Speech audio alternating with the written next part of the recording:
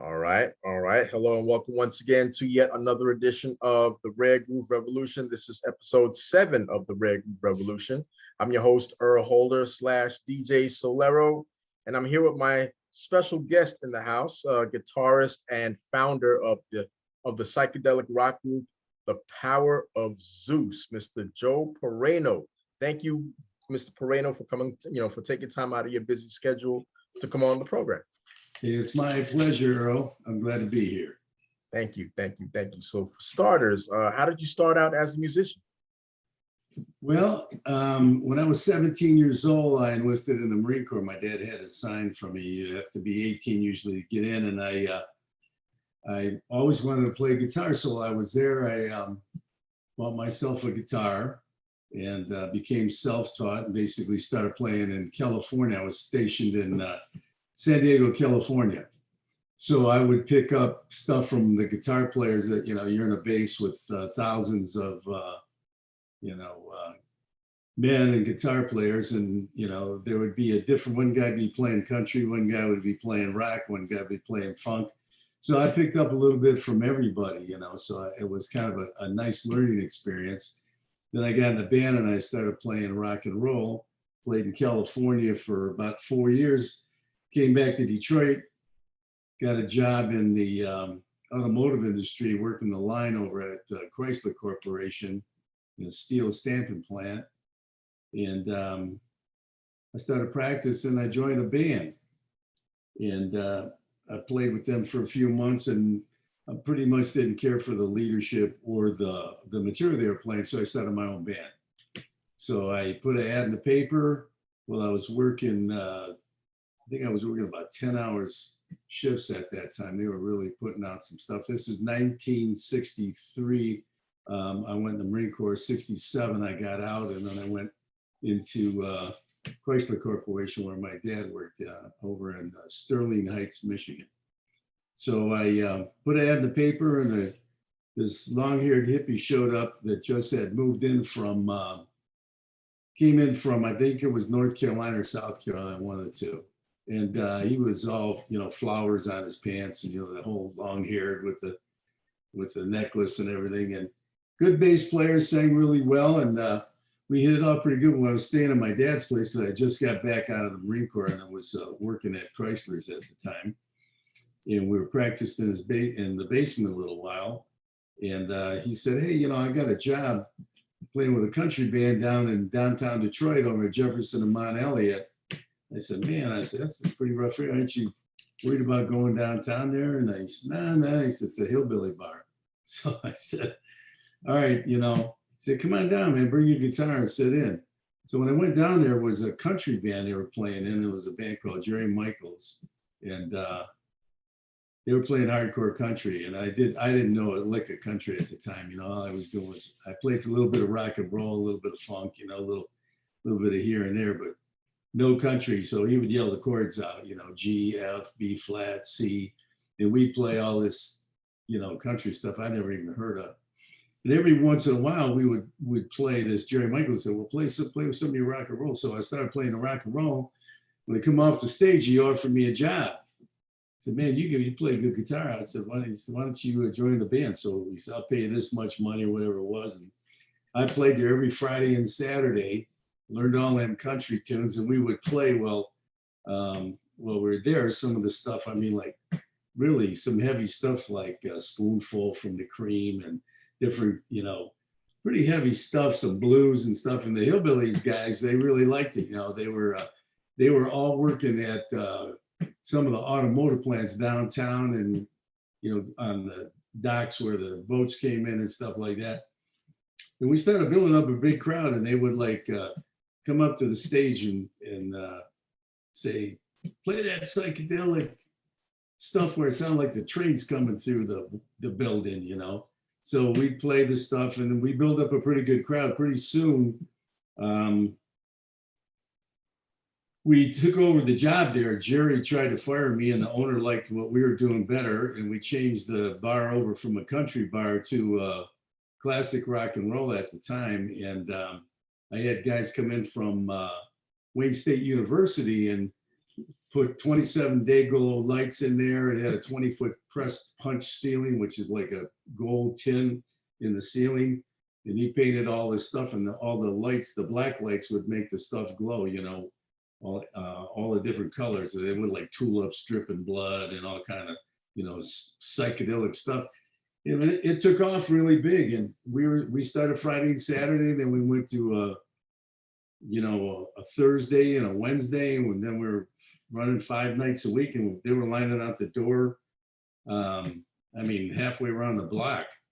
So they were coming from Flint and all over the area to come and see us, you know. So it was like a mispodge of humanity. We had, you know, guys from the docks with the one leg sawed off. I mean, something like you see in a movie, with a peg leg spinning on a peg leg with a peacoat.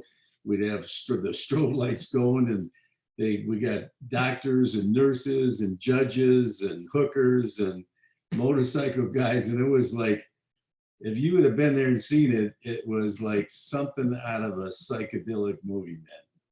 So anyway, Motown heard about us, and a guy named Russ Turan and his brother were producers over there, and they were doing studio work and stuff. And we had a manager that had signed us up, and pretty soon Motown came in, and they had the Rare Earth label at the time. It was just taken off. In fact, Rare Earth hadn't really broke loose then, but they signed us to the Rare Earth label. So we went to Motown, signed Motown, and they were trying to get into the rock and roll business. Basically, they, you know, all of the big bands like Led Zeppelin and, you know, the Cream, and, you know, all the English groups were really breaking loose, and he wanted to get a little piece of that. So it was an interesting trip. So they signed us to that, and we went to, I think it was Studio A or Studio B, the Motown studio, you know, that you see with the big record on it, and the house, you know, we were right there. And that's where we recorded the album. So while I was there, we had, you know, we get to meet all of the Motown stars too, because we'd be going in the office and stuff like that. So we cut our album there, and we did a little bit of touring and stuff like that, but some of the guys were into the drugs at that time, and band broke up, and I kept knocking on the door. There was a guy there named Harry Bulk, who was a hit picker, was like really kind of a way back, kind of an old timer, started with Barry before he even got Motown going. And he signed me as an A&R guy. So I left you know, I got the album out. It didn't do a whole lot at the time. And they couldn't really capture the rock and roll, you know, because it was really really a hardcore band. It was more like, you know, Led Zeppelin or Black Sabbath or something like that. So they really couldn't capture the bass and the drum sound of the way that a rock band was. So it came out a little bit more on the funky side, you know, where Motown was pretty much intent on getting their stuff on the radio and finding a single that would be, you know, would get some airplay. So the album was basically kind of mixed for the radio sound. And basically that's how things happened with the album. The manager took us up north. We cut the album in 2 weeks, wrote it all, put it all together in 2 weeks. And they came back and recorded it. And that was a really interesting experience. How did the original band, the Power of Zeus, originally come together? Like, how was that like? Well, when I got back out of the Marine Corps, I put an ad in the paper, and that's where I found I would say my right-hand guy was the bass player, Bill Jones. And then I hired a drummer who was a Berkeley school drummer, you know, just like a human metronome, by the name of Randy Clements, real good drummer. But at the time he was into the drug thing too, and pretty much I let him go. And then I found Bob Mahowski, he had a very large drum set, was a power drummer. He was also like a live metronome, because a lot of that sampling came off from the drums that he laid down for the rhythm track. And from a couple of there's probably about 3 songs on there that got really sampled a lot. And then we finally hired a keyboard player, which both the keyboard player and the drummer had since passed due to overindulgence in the drugs, probably. I would say that would be a big contributing factor to their health. But so me and Bill Jones are the last 2 surviving guys. Wow, wow. And how was the making, you said, of the album? You said the album took about 2 weeks to make? Well, I wrote the album. We went up north in Woodshed and we had some material going, but it took about 2 weeks. We wrote the whole album, and then we came back and we recorded in Hitsville. And it was not exactly the way we wanted it, but it was the way the producers more or less wanted it. And we were going along with the program. It was pretty good. Describe the making of the song that everybody talks about in hip hop circles when it comes to the Power of Zeus, the song, The Sorcerer of Isis. How was that really? recording process like? Yeah, because that's the one with the drums, with the open drum break that everyone talks about. Yeah. I thought it couldn't be me because Obi Trice, he made a lot of money on that one. We never did get any money from the recording companies. I mean, we got the shaft. From as far as royalties went, and when Joe Bet, the publishing company for Motown, sold out, it went to BMI or not BMI, but an English, I believe it was an English production company, but we're not publishing company, excuse me. So yeah, that was a song I wrote that just we were jamming on it, and the drummer came up with the groove. And then the bass player kicked in, and then I started playing the weird stuff and kind of trying to make it kind of spacey and freaky. And that basically he started singing the song and everything right there. Bill Jones was the vocalist on that, and we had it on tape, and then we went back to the studio and just cut it out, just started playing. Actually, just kind of, other than the words were the only real structure to the tune at the time, because it was more of a jam that we kind of a free form jam with the way it was structured anyway. But, what about other songs that are on the album, like In the Night and Uncertain Destination? How were those songs like? It was just like, it just pops in your head. You just, guys that write songs, just like the guy from the Rolling Stones woke up at night and had the Satisfaction groove in his head. So sometimes you would have an idea about something and you just start writing, and you think it's going to come out one way and it comes out another way. You just keep kind of playing with it. But the songs that we wrote together, like that Sorcerer of Isis and It Couldn't Be Me, those were cut with, I think It Couldn't Be Me was the bass player had that put pretty much together, and then we just put that together, and I put a lead together. And the drummer wrote A Hardworking Man, and it was kind of a Beatle-ish kind of tune. That was about the most commercial, I think, of all of them. But I think my favorite on the album probably would be those two, the Sorcerer of Isis and probably It Couldn't Be Me. Okay. I like the guitar ride in It Couldn't Be Me. Did you tour behind the album when the album came out? We did a little bit. We did a Canadian tour, and we played a few places around here. Started playing. There was WABX played the album, and got a little airplay, but short-lived on the tour. And then we were the management was trying to sign us to, I think, Premier Talent at the time. They almost did that, but then the band kind of just disbanded. And the drummer, he was, I was picking him up on the other end of town and driving him to practice. And the bass player had 2 kids at the time. They were little babies, and they would stick cotton in their ears. They'd be crawling around the floor where we were practicing. And the keyboard player had a girlfriend that had quite a few bucks, and they had they had their own kind of designer drugs. She worked for a doctor, so they were kind of crazy. And when the band broke up, I got a job with Motown Records, and at that time, Rare Earth just started. I got a job as assistant to the head of creative, the Harry Buckeye. I was in charge of all the things that were released at Motown during the time I was there, and I would get all the material. I mean, like I don't know if you know who Norman Whitfield is. Oh, of course, yeah. Well, Norman would come into my room. I had a room with a big stereo in it, and I was playing all of this rock, off the wall stuff, rock and roll, and everything that was coming out, Uriah Heep, and they'd come and listen to that stuff, and it really influenced him a lot because he was getting into the fuzz guitars, and psychedelic stuff at that time, and he came in my room and actually played the rhythm track on Papa Was a Rolling Stone and started singing it to me right there when there was no words on the track.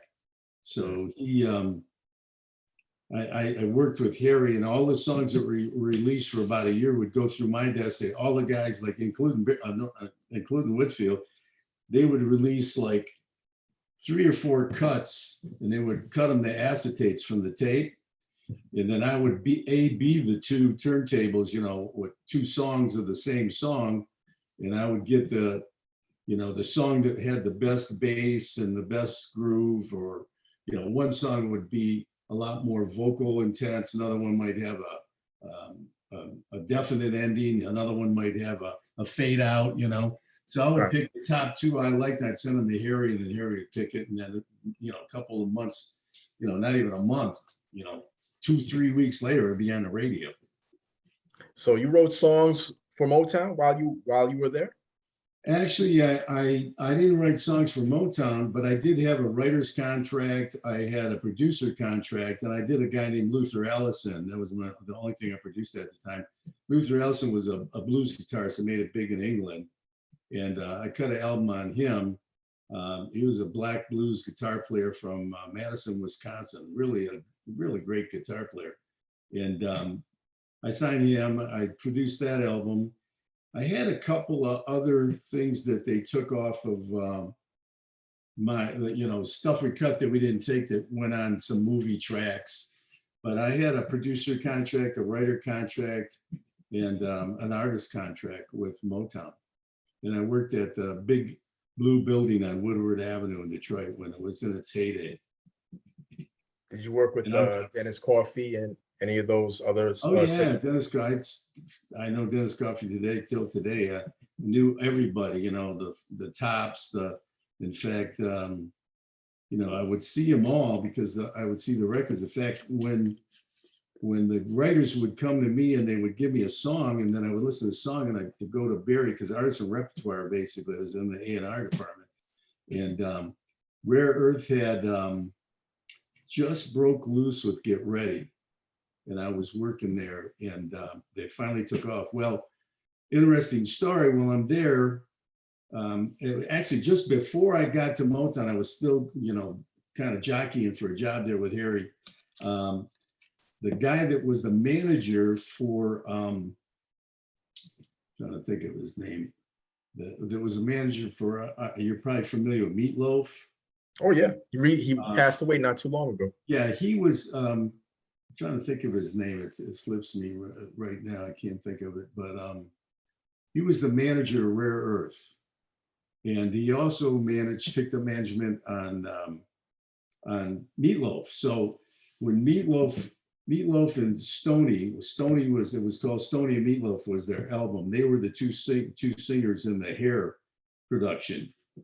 And they signed him, and they cut an album on him. And Stoney works with Bob Seger. She's been his backup singer for probably 30 years now.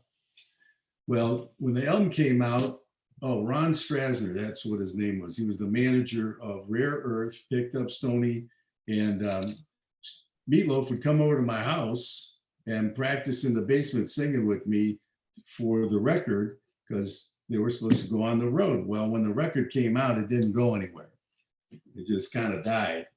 So it fell apart. So Ron Strasner came to me. He said, "You know the band you put together for Stony Meatloaf?"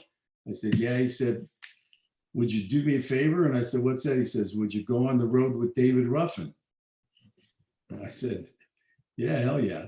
So he said, "Well, you got to audition." So I put the band together, Ain't Too Proud to Beg, and did a couple of the, My Girl and some of the Temptation stuff. He had a little bit of a hit single that came out about at that time. So I went on the road. So David came and seen us. He liked us.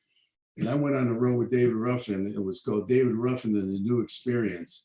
And it was the bass player from Zeus, me, the guitar player from Mitch Ryder and the Detroit Wheels, and a keyboard player and a black drummer. Everybody else in the group was white. It was called David Ruffin and the New Experience. And he had a manager. Sort of like what's that? I was about to say, like, it's sort of like an off take on the Jimi Hendrix Experience or something like that. Kind of. Yeah, kind of like that. Yeah, and it was, we were playing, 10,000 seaters, 10,000, 15,000 seaters. Yeah, he was extremely popular. We did the Chitlin circuit down south, man, Mississippi, Arkansas, Louisiana. And it was, I would leave home and it was the last time I would see a white person, for about a month and a half. And it was a great experience, man. And I met some of the best, Black artists that ever, everybody that was anybody, for a year. And just had a great experience, man. Just to backtrack a little bit to the recording process of the Power of Zeus, the Gospel According to Zeus album in 1970. What was, like, how long you said it took you it took you guys 2 weeks to make the album? It took us about 2. And this was in 1970? 2.5 weeks, to write the songs. And then it probably took about 3 weeks of recording, I think, maybe a little more than 3 weeks, maybe at the studio. But we had maybe about 4 songs written before we started woodshedding up north and finished the album up there, writing it up there. Because the Sorcerer was written up there. That was a total jam song. We just one night, we were playing and the drummer came up with the groove and the bass player came up with the bass part. And then I just come in and then the keyboard player come in and we just jammed it out. Was that the last song that you guys did? Because I know that's the last song on the album. It was probably close to the end. It was one of the last songs that we came up and put together. But that was a fun song. I mean, it just came up. It was 4 people that just came right together, and the whole song was like, we just started it and finished it, and it was done. You ever performed it live? Yeah, we did. We did it a few times. Okay. Now, how was like the general reaction from the crowd, from the audience? It was pretty good. Yeah, we had a pretty good response. I mean, we rocked out pretty good, but it was a short-lived touring situation because of the artist and the management getting the tour set up. Like I said, we did a Canadian tour that went through Canada, and we actually were on a big show there that Stevie Wonder was on, and they were syndicated throughout Canada. Any festivals? Did you guys play any festivals? No, we didn't do too many festivals back then. Like I said, the live portion of that was kind of short-lived. So when I seen that the band was kind of starting to disintegrate, I liked the record business, that I wanted to learn the record business. So I knocked on the door and I was picking hits. Harry was a hit picker. Like when Marvin Gaye was a real reclusive type of guy, and Harry would like go chop wood with him, trying to get him back in the studio and cut stuff. Well, when he finally got him in the studio and they cut a bunch of stuff,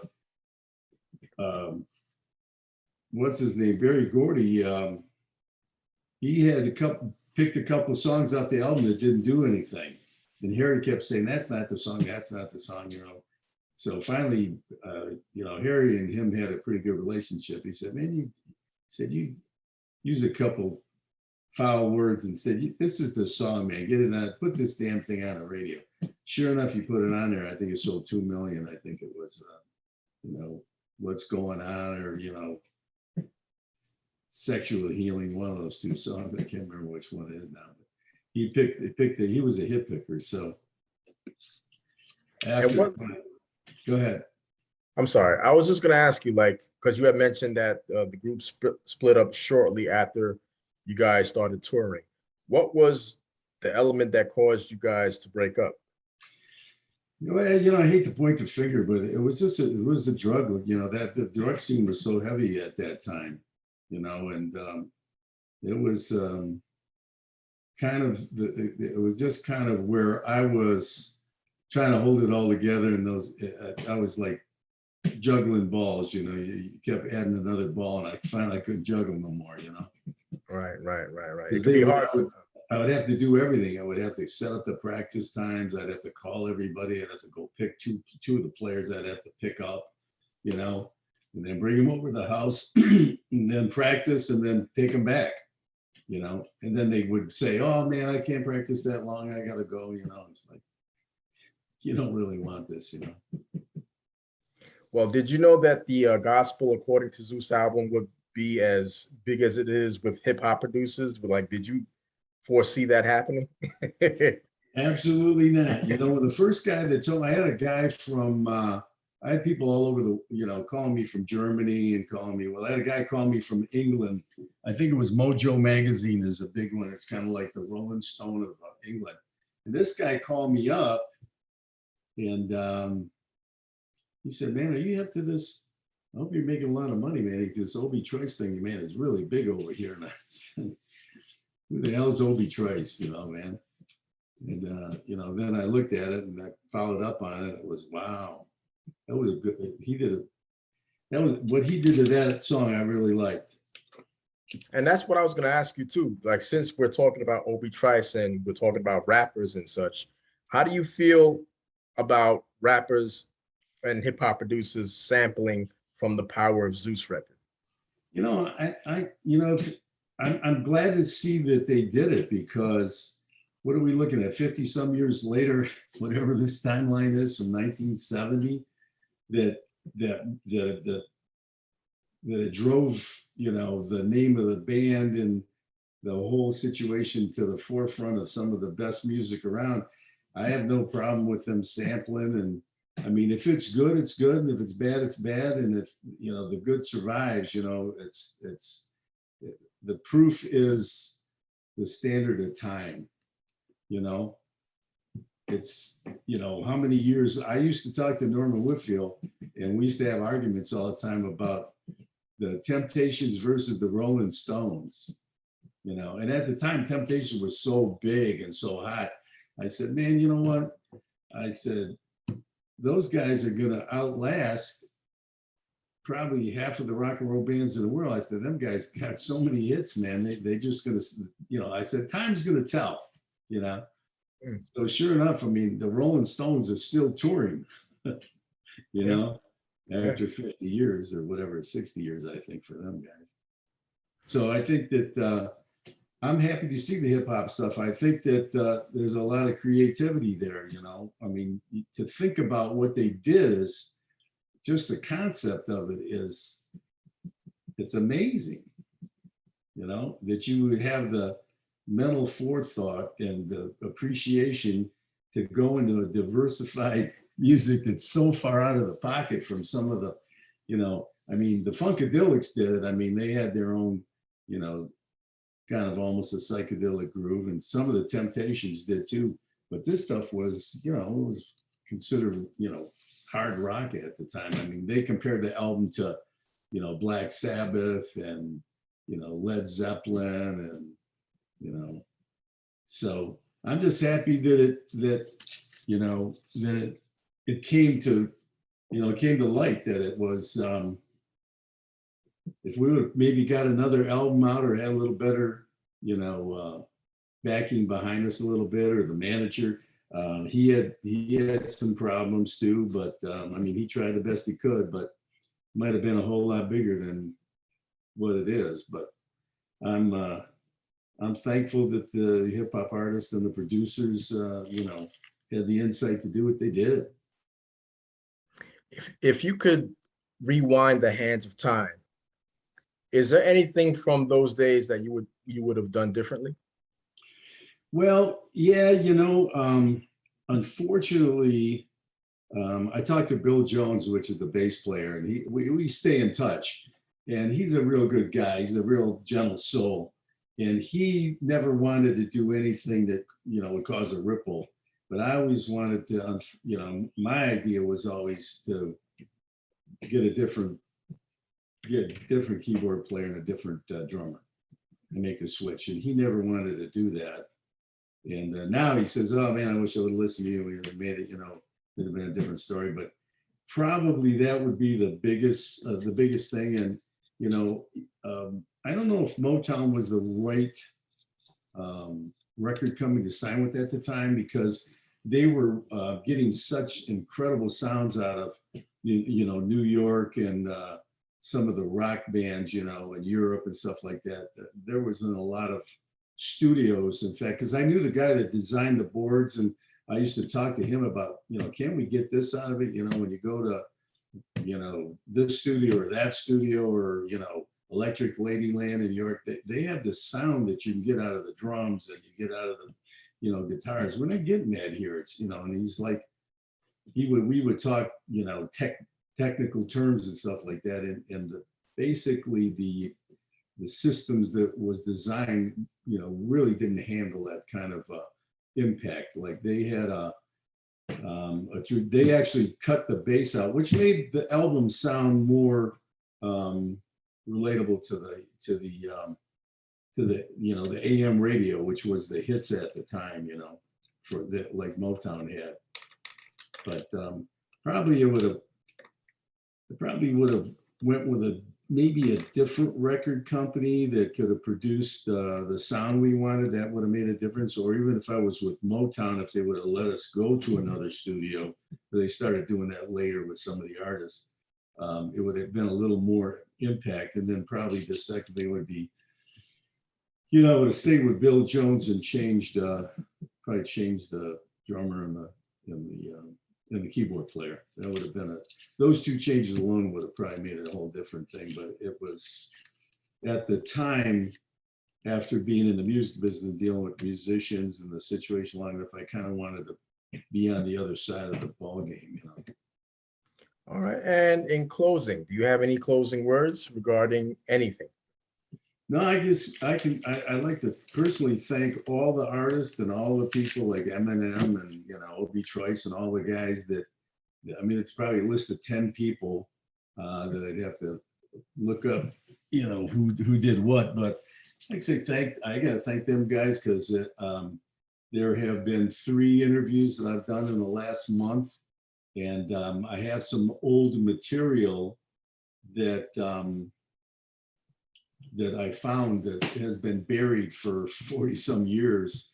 And from the original Bar from the Wooden Nickel, where the band started out. And I have a guy that's very interested in seeing what's on the tapes and get them digitally processed and EQ'd and everything. And in fact, I just sent them out today. And then I got your call too, and that's out of a clear blue sky. But I love the music business, and it's been one great ride. And I played Cobo Hall, which is about a 12,000 seater, with my toes hanging off the edge of a 27-piece orchestra, David Ruffin, doing all his hits, and with Barry Gordy in the front row and about 20 of his, entourage there. And I got memories that I look back on, and they put a smile on my face when I think about those things. And it's just been it's been a great experience, and a real perishable, I've been really blessed. Okay. All right. Well, thank you so much, I can't thank you enough, Mr. Peraino, for availing time out of your schedule to come on the program, and you're welcome to come back anytime. Well, I'll tell you what, I'd sure like to hear this when you get it all, you know, I don't know, you edit it up or whatever you do, take all the swear words out. No, I'm going to upload this to YouTube. Well, okay, so I can look it up on YouTube and Yeah, definitely. It'll be under the listing of your. I'll send you the link. I'll send you the link. I appreciate it very much, Earl. I appreciate you calling me, and it's been a real pleasure talking to you. You're a gentleman and a scholar, and I appreciate everything that you do. Thank you so much. You have a good one, okay? All right. God bless. Have a great one. You too. Peace.